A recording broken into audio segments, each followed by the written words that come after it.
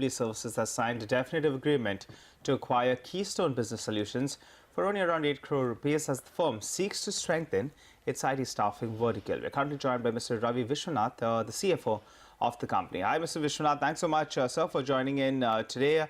Want a couple of details in terms of this acquisition. Yet another acquisition from the same space, that's the IT space. Tell us, what are the revenues of this newly acquired company, that's Keystone? What kind of margins does this company enjoy?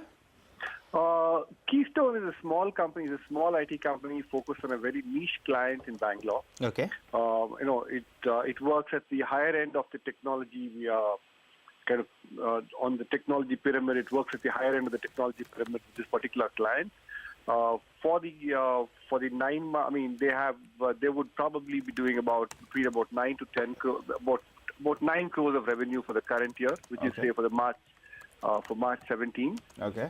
Margins? And the company enjoys a very, very good EBITDA margins of upwards of between 25 and 30% currently. Wow.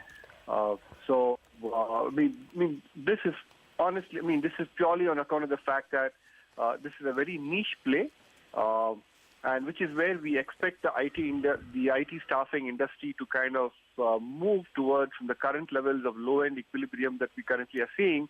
We expect the IT staffing industry to move up the value chain and start catering to the demands of companies with niche skills, and that's what prompted us to acquire Keystone Business Solutions. So this is in line with our strategy of doing roll-up acquisitions as well, where if there's an opportunity to look at small companies which have a niche client base or a niche skill base or a niche geographical base, we would be interested in such acquisitions, and this is in line with our philosophy of acquiring such companies. Ravi, you said that Keystone has only one client. Is that right? They have one large client. They do have a few small ones, but then they have one large client, yes. Okay. And if you could tell us what will be the cash left on the books of Teamlease post this acquisition? I know you've not paid out too much, just about 8.2 crore. But if you could tell us the cash on the books post this, and this would be your third acquisition in the IT staffing space? That's right. This is our third acquisition in the IT staffing space. And after this acquisition, we'll still be left with about 160 crores of free cash on our books. 160 crores. That's right, yes. All right, Ravi, a couple of more details, just going through a brokerage note that's of IDFC. They expect IT to contribute closer on 3% of their total revenues, and in fact contribute closer on 20% of their EBITDA going ahead. Is that a realistic number? Currently, I think IT contributes only around 1% or thereabouts for the second half of the year, given that you already made 2 acquisitions from the same space. It's expected to go to around 3-4%? See, from a revenue perspective, yes.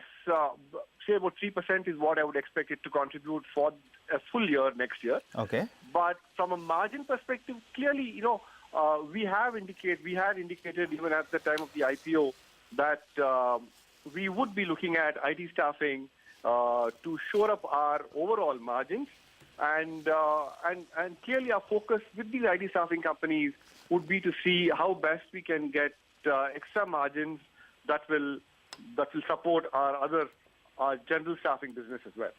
So how much could FY18 margins look like after this increased contribution from IT, which has significantly higher margins, whether it was ASAP, Info, Niche Pro, or even this Keystone business? So what would FY18 margins look like for Teamlease now? I would not want to comment on that at this point, Seema, because we have stayed away from giving guidance, and I would not hazard a guess on that right now.